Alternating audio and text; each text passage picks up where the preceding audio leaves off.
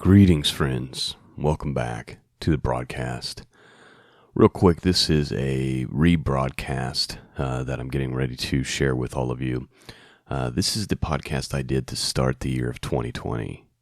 And, this was recorded and uploaded on January 3rd, 2020.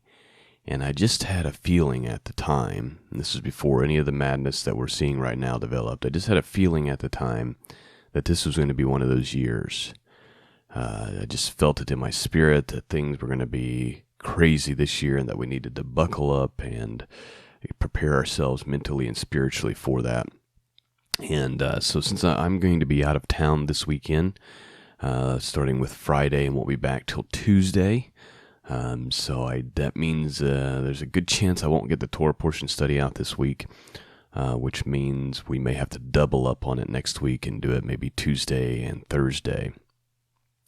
So 2 Torah portions possibly next week, because I just don't think I'm going to be able to get to it. But instead, I have this uploading for you for Friday morning, and hopefully, sometimes it's interesting to go back and listen to something before all the madness happens. So I hope that you're blessed by this morning. Thank you, all of you who support the podcast and help me make this possible. Could not do it without you. So I appreciate that. All right. I will be back with you guys Tuesday morning, Lord willing. And we'll try to get both of our Torah portions done next week, and we'll try to get another last generation study in as well. Peace and grace be with all of you. And until next time, God bless.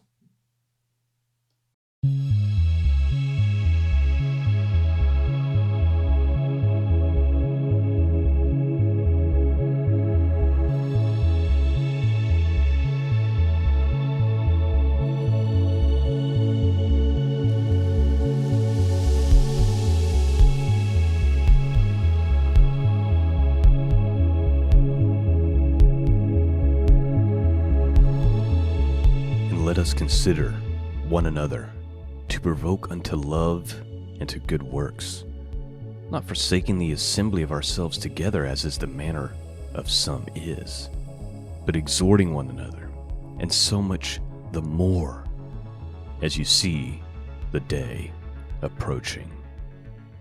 Greetings. That was Hebrews 10, verses 24 through 25. And I think it goes without saying that we are seeing that day approaching. And we need to be gathering ourselves together, exhorting one another in love and in good works.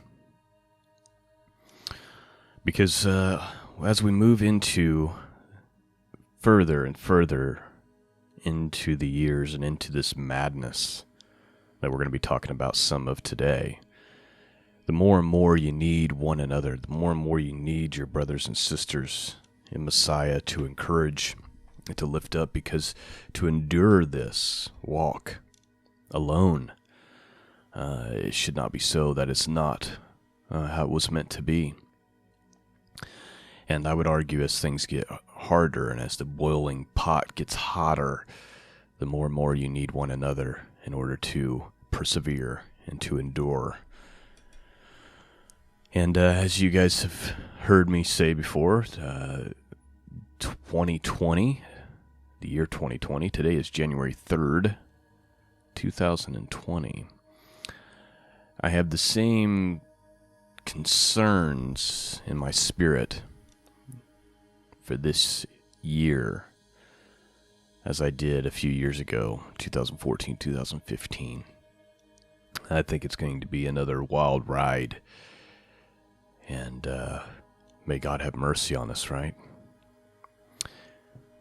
Today I want to just kind of look at a few strange headlines, and I'll just warn you up front that this podcast today is not safe for children to be listening to. So if you have young children, small ears, please turn off the podcast or listen to it later or have them leave the room or what have you.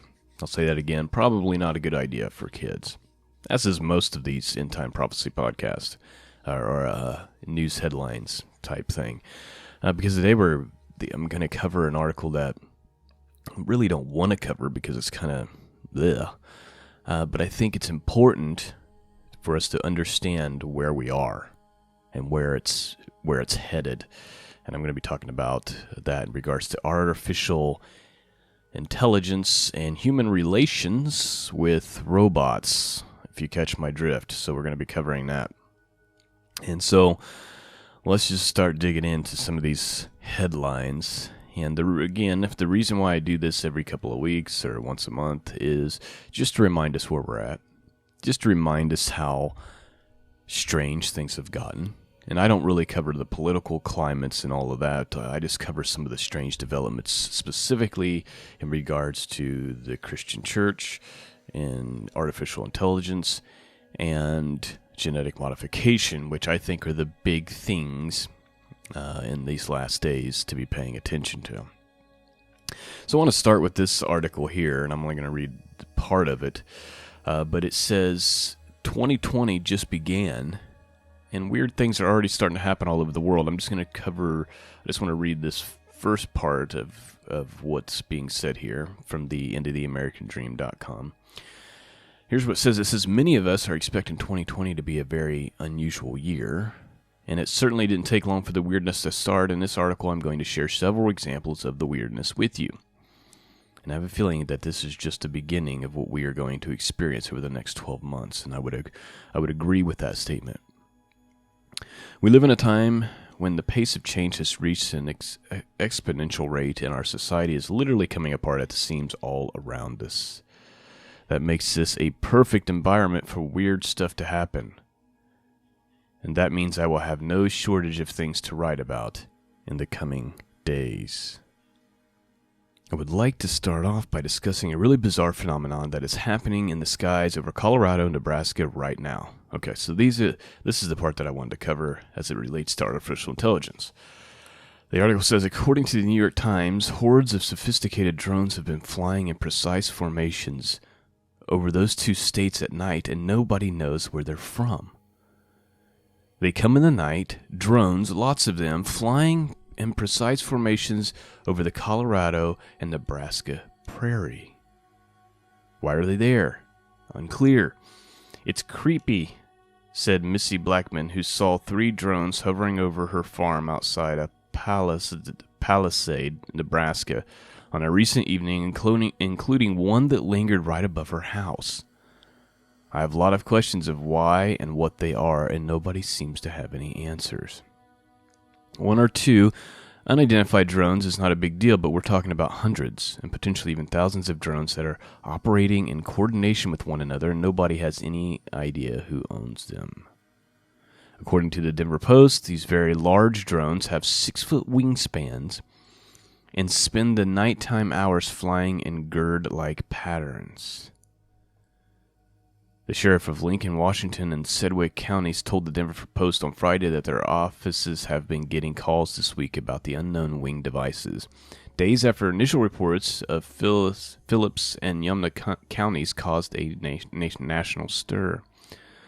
Local and national authorities say they have no idea who is operating a group of large drones reported to have 6-foot wingspans and spend the nighttime hours flying in gird-like patterns.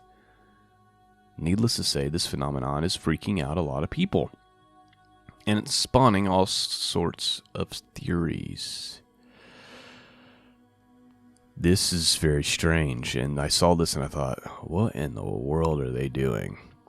And of course there are, the articles asking the question, or the people who wrote in the Denver Post and whatnot are saying we have no idea who they belong to. Well, there's hundreds and even thousands of them, and they're flying in coordination, and they're big enough to have a 6-foot wingspan. They're clearly not owned by some dude down the street. This is clearly government related, and this is I think this is the kind of stuff that's getting troubling. The way the technology has went, 5G. Now they've got these drones, and they're testing something over Colorado and Nebraska right now, where they're flying hundreds, even thousands of them together, and they're big enough to have a 6-foot wingspan. When it comes to tracking, if you own a cell phone, It's known exactly where you are. If you own a smartphone, not only does it know exactly where you are, but it knows everything that you say, everywhere that you go, everything that you search, everything that you're interested in. It knows all of your travel patterns. And I mean, all this data is stored. Everything you've ever said around that smartphone, probably in the last 5 to 10 years, is on a server somewhere. And people don't believe that, but it's just reality. And so I find it very concerning, and it's hard. Sometimes it's hard for me to believe that this is real. Like that artificial intelligence has really become this, and the genetic modification, which we won't be talking about any genetic modification things today. Today we're just kind of looking at AI, but what a strange time to be living in. It's so bizarre. And I'm sure the people back during the time of Genesis chapter 6, when you had the fallen ones, the Watchers come down, and then you had the giants on the earth, they were probably thinking something similar, right? They're probably thinking, how bizarre, this is unthinkable. If you could go back and grab somebody from the 1800s and just teleport them into today's time and just have them walk down a city street, imagine how freaked out they would be, because no one could have conceived what has happened in the last 50 years, even the last 100 years, technology-wise. So you had human history, or at least let's just go from the after the flood, because who knows really the technology they were using pre-flood. It seems to be extremely advanced, maybe even as advanced, if not more advanced than what we have today, although that doesn't want to be acknowledged, but it's just a fact. So we'll go from after the flood till the 1900s. Okay, so we've got a really long time frame here. 3,000 to 4,000 years of technology pretty much remaining very much the same. And then in the last 100 years, now we're talking to people through a pane of glass from around the world. We have robots flying in the sky. I mean, it is bizarre. And like I said, if you could just grab somebody, if you could just teleport somebody who died 50 years ago into today's time and be like, and they see these big flat panels on the side of the road and on billboards and on buildings with, the screens, and show them texting and talking and the vehicles nowadays and robots flying in the sky. Like, nobody could have imagined such bizarreness. And I feel like we're so acclimated to it. We're so used to it that we don't realize how weird it is, or how bizarre the times are we're living in, because it's just been like the frog in the boiling water. It's gotten hotter and hotter and hotter, and we've just we don't realize that we're being cooked. And I mean that in both a literal and a metaphorical sense. Which leads me to this next article. This is the reason why I said not for kids today. This is a theme that's been going on for a couple of years now, but it's really, really gone farther than I could have ever thought that it would. Very, very surprising. And that is this issue with sex robots. And even saying that, it's like, that can't be real, but it is. It is. It's a real thing. There's certain places in Europe and around the world where there's actual brothels where it's just these robots. It says sex robot human duplicates coming in the 2020s, and we won't be able to tell the difference, is what the article's saying here. It says top doll and again, I apologize for covering this and reading it, but it's important for us to understand how bizarre things have really gotten with artificial intelligence and where it's headed. It says top doll manufacturers, including Real Doll, Cloud Climax, and I can't even read these names. They're so perverse. They look so realistic that they will fool humans into thinking they are real coming in the 2020s, designers claim. The 2010s witnessed earth-shattering breakthroughs in technologies of dolls powered by artificial intelligence. The sex robots can now hold conversations, memorize your personality, respond to human touch using sensors. In the past decades, dolls were even based on real people. I'm not going to read who they're based on. But the following decade is set to make their realism to levels only imagined in science fiction. This is very, very strange. Matt McCullen, founder, I guess, they've got a misspelling here, founder of top sex robot company, told the Daily Star that we can expect them to be unrecognizable to humans by 2025. So they're saying that within 5 years, the technology would be so advanced that you won't be able to tell. It's already, they've already got them to where they look very much like a person and starting to respond and act like a person. They're saying in 5 years, you won't be able to distinguish the difference. Now, one of the claims I've been making over the last several years is that in our lifetime, in this generation, if Messiah does not return very soon, we are going to have non-human humans walking around and robots that look like people moving around. And more, it's seeming that I'm unfortunately going to be right on that claim. So real that you will not be able to tell the difference until you're midway through conversation, he claims. So he's saying that you'll be able to interact with a robot, and it'll take you a while. It'll take you a few minutes of conversation before you realize that you're not speaking with an actual human being. He's saying his company is also installing sex robots with vision that will, in this decade, enable them to recognize you in a crowded room. He says he believes that within this decade that the robots will walk amongst humans. And now they've got these robots who've been released this year that have a breathing chest cavity even. It looks like the robot's breathing. And what's really weird is some of the requests that people are getting is talking about how customers are asking for robots who look like an ex-girlfriend or a dead celebrity. And these companies are vowing that these models will even replace human intimacy.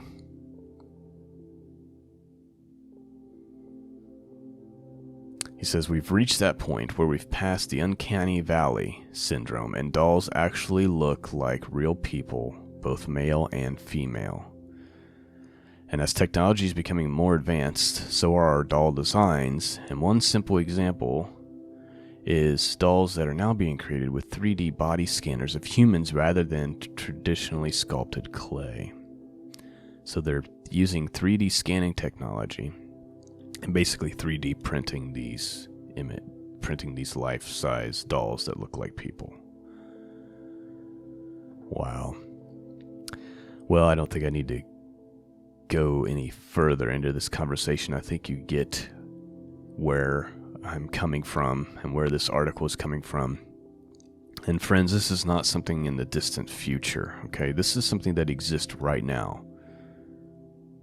And it's hard to imagine.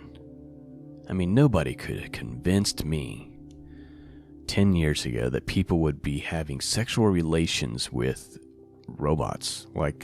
To me, I would have thought that is absurd. I can't believe that they're actually able to make such things. Well, there you have it. There's that article.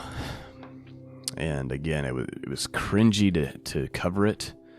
But I just feel like it's important for us to understand exactly where we are with artificial technology. This is where it's at, friends, and where it's going. And it's not going to stop with just like robots that walk around or look like people or that people have strange intimacy with. Although I don't know how you can be intimate with a machine, but people have figured this out apparently. But imagine what they've done in warfare. Imagine what they've made. I mean, if this is available to the public for purchase, like you can buy these from these companies. If this is available for purchase, imagine the type of robotic technology that governments and militaries have already. Because remember, what becomes available to the public is many years, sometimes decades behind what's been done behind closed doors. This is very, very strange. Very, very strange time that we're living in.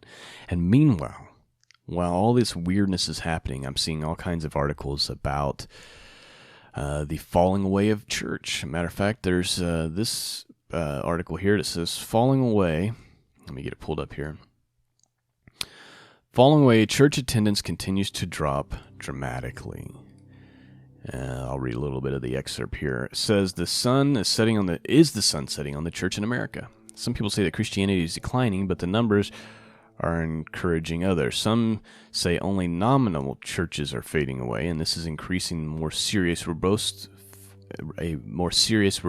faith among believers. Several church experts are saying what's going away is a nominalism, but the percentage of people who are devout Christians isn't shifting, which means there is still so much opportunity for the mission force to continue engaging in the field. You know, I think it's possible that there's so many apostate churches, and I think true Christians are starting to reject that. Is what's really taking place.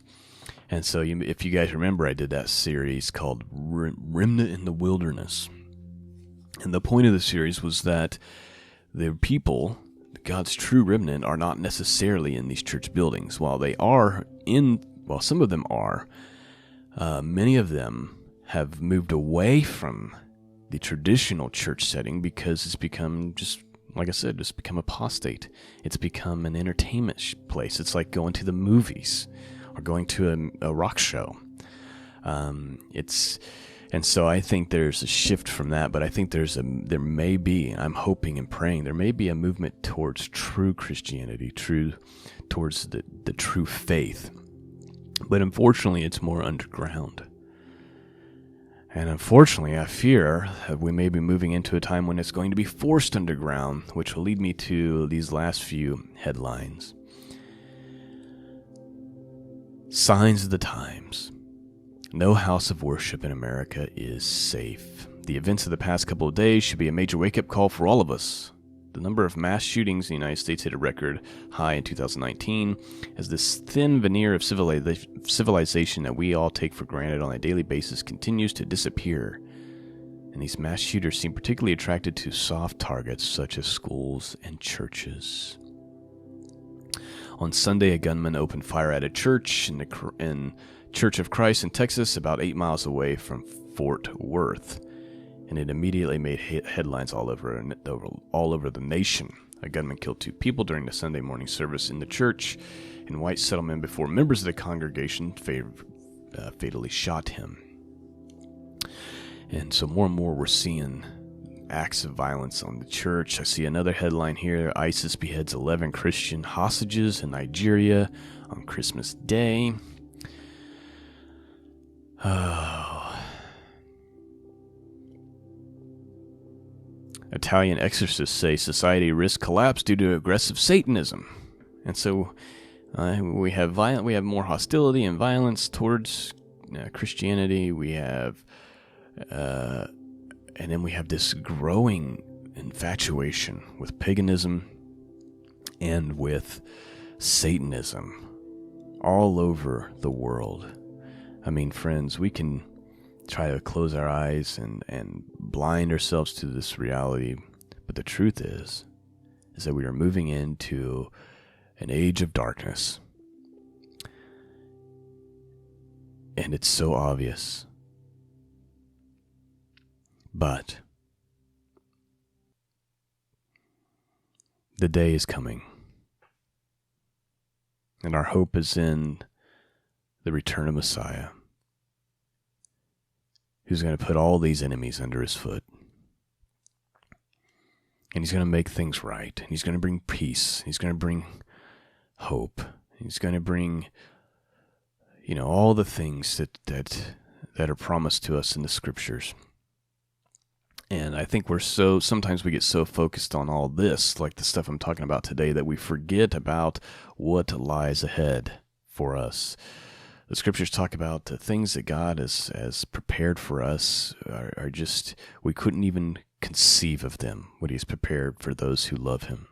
And he's got the pleasures in his right and his left hand, and eternal life. Imagine the world where sin is no more, and the world is ruled not just in a spiritual sense, but in a literal sense, in a physical sense, by the Messiah. That's what our hope is in. This world is falling. This world is burning all around us, and some refuse to see it, but it's just reality. It's just reality. It's what is happening. And look, I don't want it to happen. I want, if I had my way, there'd be great revival, right? And great movement towards God, and all this wicked would begin to fade because the light would be so bright, right? The darkness just flees from it. That would be my prayer and my hope. And really, we should all be praying and hoping in that, and praying for, so many people I feel like are praying for the sky to fall, and it's like, maybe we should be praying for God's mercy and revival and a great movement towards God.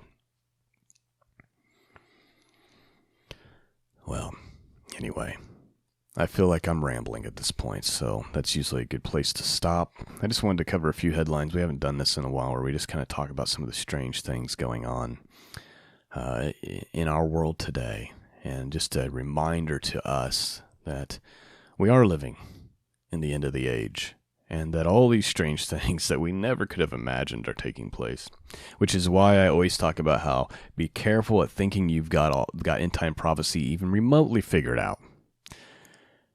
Could any of the great commentaries of old predicted sex robots and drones?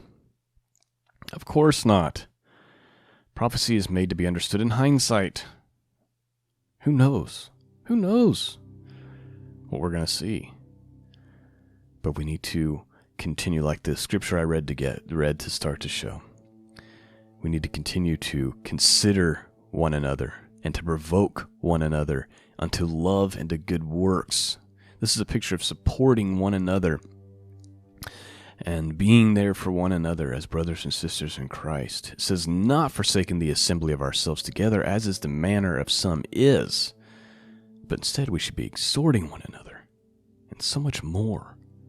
So much the more as you see the day approaching. That's all I have for you this morning, friends. Please consider supporting the podcast. You can become a Patreon subscriber, which helps a ton. You can support it through PayPal, snail mail. All those links are up at scriptureandprophecy.com. And I should mention this at the very end here. Censorship is becoming a super big problem. And to give you an example, I have created a account on BitChute, which is kind of like a spin-off from YouTube. And I've started uploading my videos there as well. And there's only about 79 subscribers. Okay, 79. Again, it's not as big as YouTube. On YouTube, I have, I think, between 13 and 14,000 subscribers. So 79 versus 14,000. Yet, somehow, the ones on BitChute get almost as many views at times as the ones on YouTube. And how is that possible? Well, I'll tell you how it's possible, is because YouTube is censoring the videos. And this particular one is very likely to be censored and to be oppressed. And this is happening all over the web. So what I recommend that you do is you start following the show in multiple platforms, because it's going to get to that point where you're just not going to be able to find it. So you can go to soundcloud.com. It's a free app also on your cell phone that you can download, and you can subscribe that way. You can subscribe on BitChute. And then I recommend that you get on the email list. And people will ask, well, how do I get on the email list? You go to scriptureandprophecy.com, and I'm going to make it real easy and put a big thing in the center of the page, hopefully soon. But for now, you just scroll to the bottom of the page, and it says newsletter. Enter in your first name, your email address, and click sign up. What that does is add you to my email distribution list, which I'm going to start sending out weekly emails just once a week with updates or devotional or something of that nature as a way of communicating with you guys. And then the event that the podcast, that Apple shuts it down, that YouTube shuts it down, or something like that, I will be able to then send you an email saying, here's where you can now go to get this information, to get this content. So that is the purpose of the email list. Also, I'll be giving you updates on things that I'm doing and things of that nature. But again, it wouldn't be more than once a week, so it's not like you're going to get spammed with emails from me or anything like that. But it's just a way for you to remain in touch with the program in the event of complete and utter censorship, which is not far-fetched. All right. That's all I got. I'm getting off here. Peace and grace be with all of you. And until next time, God bless.